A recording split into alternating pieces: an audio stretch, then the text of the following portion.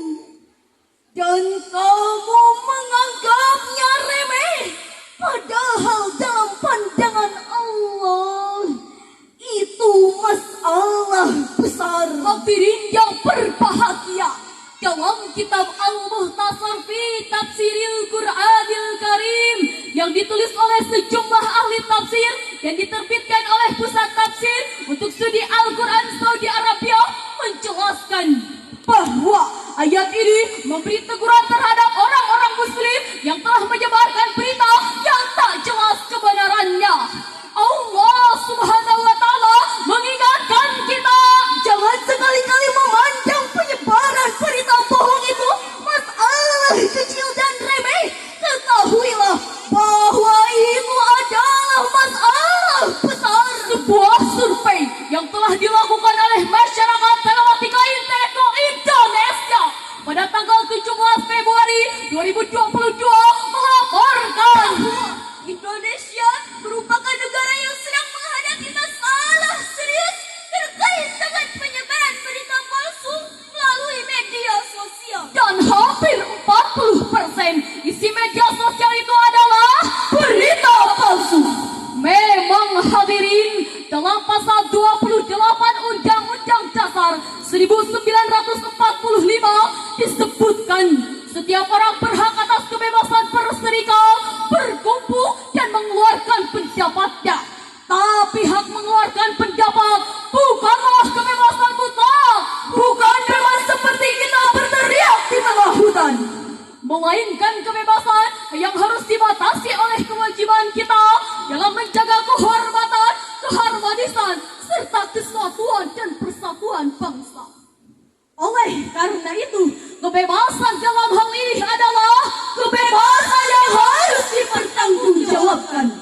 Hadirin, para produser hoax itu amat keterlaluan, apalagi menjelang pesta demokrasi. Agenda pemilihan umum serentak pada tahun 2024 telah dimulai. Sepanjang tahun 2022 terdapat 10 isu pemilu. Namun sepanjang Januari 2023 hingga 26 Oktober 2023 terdapat 91 isu pemilu.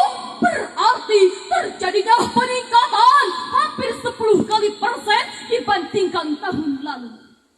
Demikian ungkapan komunikasi dan informasi Budi Aris Setiadi dalam konferensi pers Awas Hoax Pemilu. Tidak sedikit media sosial dijadikan untuk saling menjatuhkan demi menjadi anggota legislatif, saling sikap, saling hujat untuk meraih pangkat. Itulah realita yang sedang kita rasakan. Oleh karena itu, kita harus bertindak, kita harus bergerak, tidak boleh berpangku tangan. Kita harus bahu-membahu melawan hoax. Setuju hadirin? Setuju. Hadirin, kejahatan media sosial jelas-jelas ada pada realita masyarakat kita yang beresiko sangat besar. Yang pertama, menyesatkan dan membodohi masyarakat, bahkan merusak kesatuan dan persatuan bangsa. Yang kedua, mengganggu jalannya program pemerintah yang telah disepakati bersama legislatif. Timbul pertanyaan, bagaimana etika komunikasi di media sosial?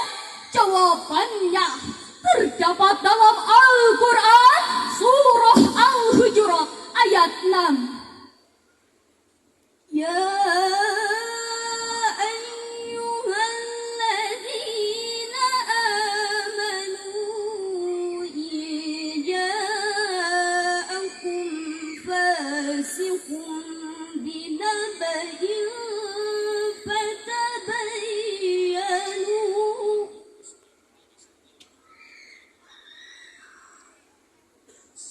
فتبينوا أن تصيبوا قوما بجهالة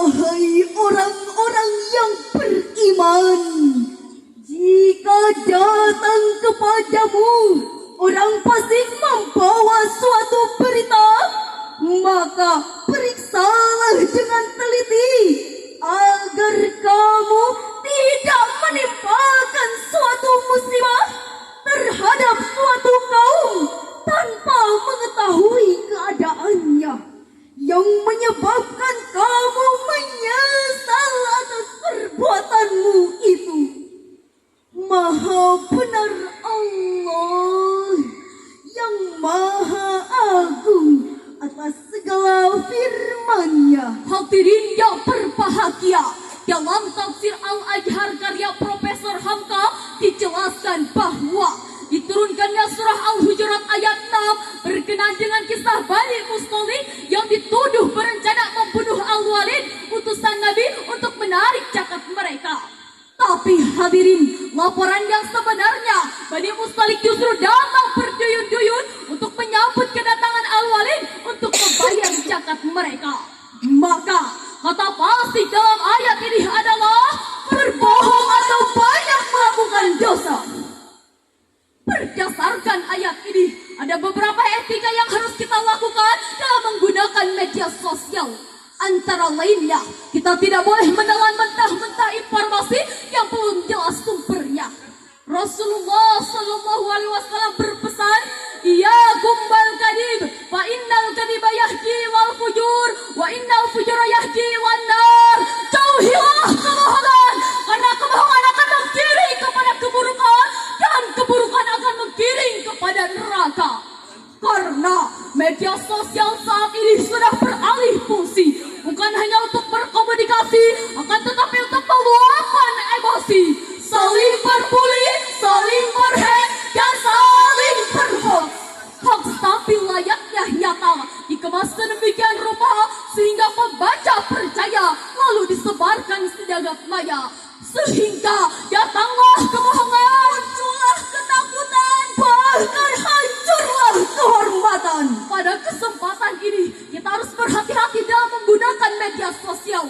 Kita harus baca dan pahami Undang-Undang ITE nomor 19 2019. Jangan menyebar berita yang belum jelas sumbernya, akan mengakibatkan bencana.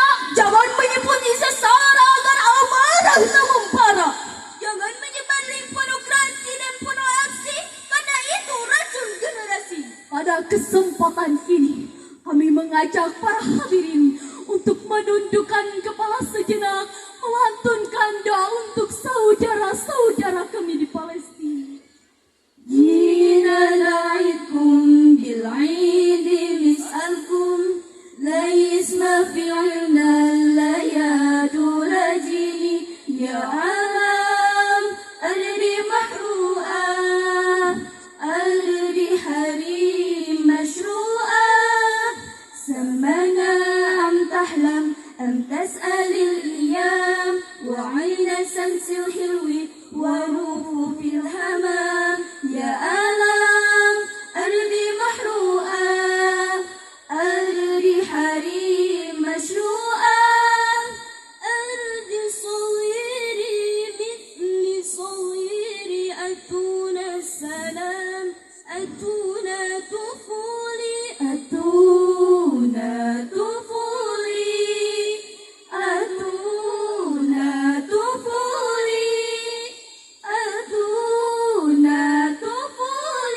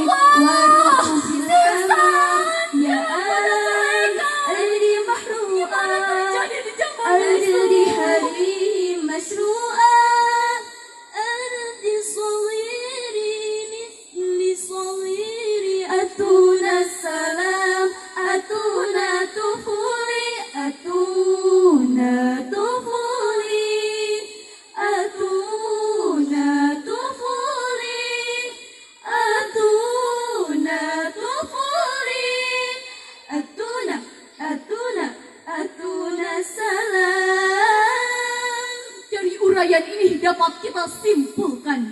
Yang pertama, dalam bermedia sosial, hoax adalah realitas sosial yang mengancam persatuan dan kesatuan bangsa. Yang kedua, dalam bermedia sosial, kepada pemerintah harus sikap tegas terhadap penyebaran hoax. Sebelum kami akhiri, kami akan menyampaikan sebuah pantun. Gadis cantik berselendang sutra, elang dan antingnya berkilauan. Waspada pada berita yang ada, teliti dahulu sebelum disebarkan. Sekian dan demikian, wallahul muwaffiq ila aqwamit thoriq. Wassalamualaikum warahmatullahi wabarakatuh. Waalaikumsalam warahmatullahi wabarakatuh. Tepuk tangan untuk kita semua. Hadirin Dewan Hakim yang kami muliakan, dengan berakhirnya penampilan dari peserta S033, maka Musabaqah Syarhil Quran Kabupaten Cianjur untuk babak penyisihan telah selesai. Selanjutnya nanti dilanjutkan dengan